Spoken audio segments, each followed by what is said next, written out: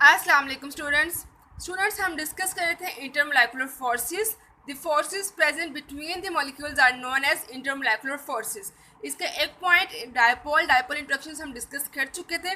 आज हम डिस्कस करने वाले हैं hydrogen bonding. Class hydrogen bonding जो है वो उसको हम लोग यूनिक डायपोल डायपोल फोर्सेस ही कंसीडर करते हैं। ठीक है, अब पहले हम हाइड्रोजन बॉन्डिंग की डेफिनेशन देख लेते हैं। Partially positively charged hydrogen atom of one molecule attracts and form a bond with the partially negative charged atom of the other molecule। अगर एक मॉलिक्यूल का पार्शियली पॉजिटिव हाइड्रोजन एटम जो है वो दूसरे मॉलिक्यूल के पार्शियली नेगेटिव एटम को अपनी तरफ अट्रैक्ट करता है तो उनके बीच में जो बॉन्डिंग बनती है वो हाइड्रोजन बॉन्डिंग कहलाती है। स्टूडेंट्स यहाँ पे ये बात याद रहे कि हम लोग एक ही टाइप के मॉलिक्यूल्स की बात कर रहे हैं। मतलब कि अगर हम बात कर रहे हैं वाटर मॉलिक्यूल्स की तो एक वाटर मॉलिक्यूल के हाइड्रोजन जो है वो दूसरे वाटर मॉलिक्यूल के ऑक्सीजन को अपनी तरफ अट्रैक्ट करेगा। ठीक है, हाइड्रोजन जो है वो पार्शियली पॉजिटिवली चार्ज है और ऑक्सीजन जो है वो पार्शियली नेगेटिवली चार्ज है वाटर मॉलिक्यूल में। अब इसके हम जो है मज़ीद इसके कुछ पॉइंट्स देख लेते हैं। Hydrogen bonding is a special type of intermolecular forces present in permanently polar molecules। Hydrogen bonding जो है वो स्पेशल टाइप ऑफ इंटरमोलेकुलर फोर्स है जो कि प्रेजेंट होती है परमानेंटली पोलर मॉलिक्यूल्स के दरमियान। ठीक है, आपको मालूम है ना कि पोलर मॉलिक्यूल की क्या डेफिनेशन वो हम डिस्कस कर चुके हैं। Hydrogen bonding is a unique dipole dipole interaction and this bond developed between hydrogen bonded with highly electronegative atom with lone pair of electron। यानी कि ये बॉन्ड उनके दरमियान में बनता है जब हाइड्रोजन जो है वो किसी ऐसे एटम के साथ जुड़ा हो जिसके पास जो है वो लॉन पेयर ऑफ इलेक्ट्रॉन मौजूद हो और वो हाईली इलेक्ट्रोनेगेटिव हो। क्लास ये बात हम डिस्कस कर चुके हैं। हम इलेक्ट्रोनेगेटिविटी की प्रॉपर्टी हम डिस्कस कर चुके हैं लास्ट चैप्टर में।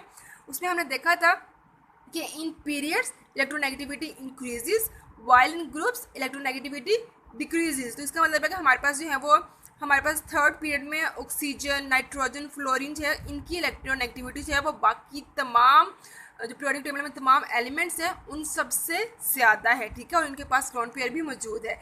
यानी कि जब हाइड्रोजन जो है वो इनमें से किसी के साथ जुड़ा होगा तो तब जो है वो हाइड्रोजन बॉन्डिंग होगी, जैसे कि हाइड्रोजन फ्लोराइड वाटर। ठीक है, और हाइड्रोजन बॉन्डिंग के लिए ज़रूरी है कि वो एक एंड जो है वो उसका हमारे मॉलिक्यूल का वो पार्शियली पॉजिटिव हो और दूसरा एंड पार्शियली नेगेटिव हो। यहाँ पे हम एक एग्जांपल कंसीडर कर लेते हैं। यहाँ पे वाटर, अच्छा मैंने आपको पहले कहा कि उसके पास जो है वो लोन पेयर मौजूद होना ज़रूरी है। आपको मालूम है ऑक्सीजन जो है उसके आउटरमोस्ट शेल में होते हैं टोटल 6 इलेक्ट्रॉन। ठीक है, तो यहाँ पर जो है वो 2 इलेक्ट्रॉन जो है वो ऑक्सीजन हाइड्रोजन के साथ जो है वो बॉन्ड बना लेते हैं और बाकी इसके पास 2 लोन पेयर मौजूद होते हैं। ठीक है, इस तरह से हम बात करते हैं नाइट्रोजन की। अगर तो नाइट्रोजन के जो है वो 3 मॉलिक्यूल्स बॉन्ड बनाते हैं क्योंकि उसको जो है वो अपना आउटरमोस्ट शेल फिल करने के लिए 3 और इलेक्ट्रॉन्स की ज़रूरत होती है, तो उसके पास एक लोन पेयर मौजूद होता है। ठीक है, और इसी तरह से फ्लोरीन के पास टोटल 3 लोन पेयर मौजूद होते हैं। एक जो है वो बॉन्ड बना लेता है, इसके पास जो है वो 3 लोन पेयर मौजूद होते हैं। तो ऑक्सीजन नाइट्रोजन और फ्लोरीन जो है ये हाईली इलेक्ट्रोनेगेटिव हैं और इनके पास जो है वो लोन पेयर भी मौजूद है। तो जब जो है ये हाइड्रोजन के साथ जुड़े हुए होंगे तो तब इनके मॉलिक्यूल्स आपस में हाइड्रोजन बॉन्डिंग के थ्रू जो है वो जुड़ेंगे और इंटरमोलेकुलर फोर्सेस जो है इनके बीच में हाइड्रोजन बॉन्डिंग होगी।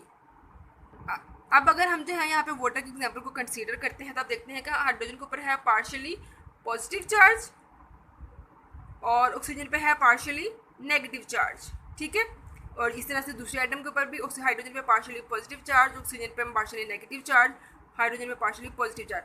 तो एक एटम का एक मॉलिक्यूल का जो पार्शियली पॉजिटिव हाइड्रोजन है वो अट्रैक्ट करेगा दूसरे मॉलिक्यूल के पार्शियली नेगेटिव एटम को। एक मॉलिक्यूल में मौजूद पार्शियली पॉजिटिव हाइड्रोजन जो है वो दूसरे मॉलिक्यूल में मौजूद पार्शियली नेगेटिव एटम को अट्रैक्ट करेगा, जैसे कि यहाँ पे ऑक्सीजन और हाइड्रोजन के बीच में बॉन्ड बनेगा। ठीक है, ये डॉटेड लाइन जो है वो शो करेंगे हाइड्रोजन बॉन्डिंग। इसी तरह से जो है यहाँ पे ऑक्सीजन और हाइड्रोजन के बीच में जो है वो हाइड्रोजन बॉन्डिंग शो होगी। ठीक है क्लास, आपको ये बात समझ आ गई। और क्लास हाइड्रोजन बॉन्डिंग जो है वो स्ट्रॉन्ग होती है as compare to dipole dipole forces. ठीक है, तो हाइड्रोजन बॉन्डिंग जो है वो हमारे मॉलिक्यूल्स की जो है वो फिजिकल प्रॉपर्टीज़ को भी इफ़ेक्ट करते हैं, ठीक है। यानी कि जैसे कि बॉइलिंग पॉइंट जो है वो उसको भी इफ़ेक्ट करता है। तो जो हाइड्रोजन बॉन्डिंग जिन मॉलिक्यूल्स के दरमियान में मौजूद होती है उनका बॉइलिंग पॉइंट ज़्यादा होता है दूसरे कंपाउंड्स की निस्बत, दूसरे इंटरमोलेकुलर फोर्सेस की निस्बत, ठीक है। The boiling point of water is higher than alcohol class.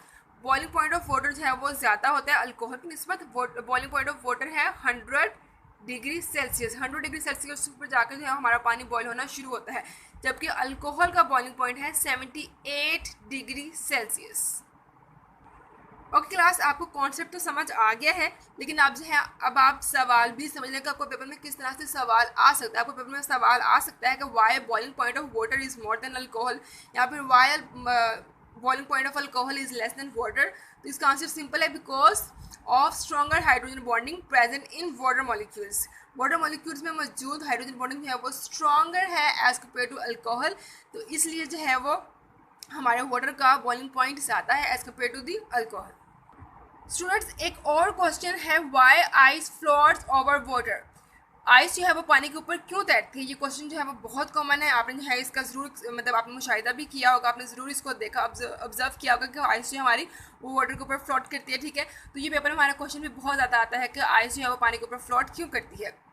जिसका सिंपल सा आंसर है, because density of ice is less than water. यहाँ पे density of water is more then ice. हमारा जो पानी है उसकी डेंसिटी आइस से ज़्यादा होती है। क्लास, आपको पता है डेंसिटी की डेफिनेशन, हमने केमिस्ट्री में भी की है और उसके अलावा हमने फिजिक्स में भी पढ़ी होगी।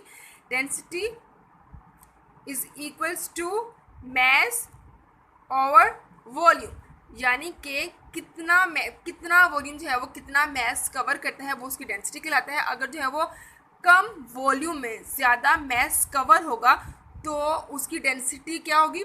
ज़्यादा होगी। अगर कम वॉल्यूम में जो है वो कम मैस कवर होगा, मतलब एक ही हिसाब के, तो उसकी जो है वो डेंसिटी कम होगी। तो मैंने आपसे कहा कि पानी की डेंसिटी आइस से ज़्यादा है या फिर आइस की डेंसिटी पानी से कम है, ठीक है। तो वो किस तरह से, अगर आपको मैं एग्जांपल दूं, अगर आपने देखा होगा कि जब भी हम जो है कोई टब फ्रिज में रखते हैं, फ्रीज़र में रखते हैं, उसमें पानी डाल के, तो अगर उसको हम जो है वो इतना फिल करते हैं पानी के साथ, तो आप देखते हैं नेक्स्ट डे जब वो आइस बन जाती है तो वो करीबन पूरा भर चुका होता है, यहाँ तक आ जाता है, ठीक है। पानी अगर हमने पहले उसमें 1 लीटर पानी डाला था तो अभी भी आइस का वेट जो है, अभी भी आइस का वेट 1 लीटर ही होगा, ठीक है ना। लेकिन क्या है, उसने स्पेस ज़्यादा ली है। इसकी वजह ये है कि पानी में जो मॉलिक्यूल्स हैं वो रैंडमली मूव करते हैं, लेकिन जब वो आइस में कन्वर्ट होते हैं तो आइस जो पानी के मॉलिक्यूल्स हैं वो एक फिक्स शेप में, एक ख़ास स्ट्रक्चर में आ जाते हैं, ठीक है, बॉन्डिंग बनाने के लिए, जिसकी वजह से जो है वो बिल्कुल एक ख़ास फिक्स पॉइंट पर आ जाते हैं। तो जिसकी वजह से जो है वो उनकी स्पेस वो फैल जाते हैं और उनकी स्पेस जो है वो ज़्यादा हो जाती है। मुझे यकीन है आपने ज़रूर जी ऑब्ज़र्व किया होगा घर में कि जब भी हम जो है वो टब में बर्फ़ पानी डाल के रखते हैं, जब वो बर्फ़ बन जाती है तो वो पहले से ज़्यादा स्पेस कवर कर रहे होते हैं, ठीक है। तो पानी की डेंसिटी ज़्यादा है as compare to the ice, और जिसकी डेंसिटी कम होती है वो ऊपर फ्लोट करता है, जिसकी डेंसिटी ज़्यादा होती है वो नीचे रह जाता है, ठीक है। अब इसी तरह से आपने देखा होगा ऑयल जो है वो भी पानी के ऊपर फ्लोट करते हैं। इसका भी यही आंसर है कि ऑयल की डेंसिटी पानी से कम होती है, इसलिए ऑयल जो है वो पानी के ऊपर फ्लोट करता है। तो अगर मैं आपको बताऊँ कि हमारे पास आइस की डेंसिटी 0 डिग्री सेल्सियस पर है 0.917 ग्राम पर सेंटीमीटर क्यूब, ठीक है। लेकिन पानी की डेंसिटी 0 डिग्री सेल्सियस पर हमारे पास है 1 ग्राम पर सेंटीमीटर क्यूब। क्लास, आपने जो है इसका अच्छे से आपने जो है इसका फिनोमेना भी समझना है, उसके अलावा जो है आपने ये भी याद करना है कि आइस की डेंसिटी 0 डिग्री सेल्सियस पर कितनी है और वाटर की डेंसिटी 0 डिग्री सेल्सियस पर कितनी है, ठीक है। आज के लिए इतना ही। अल्लाह हाफिज़।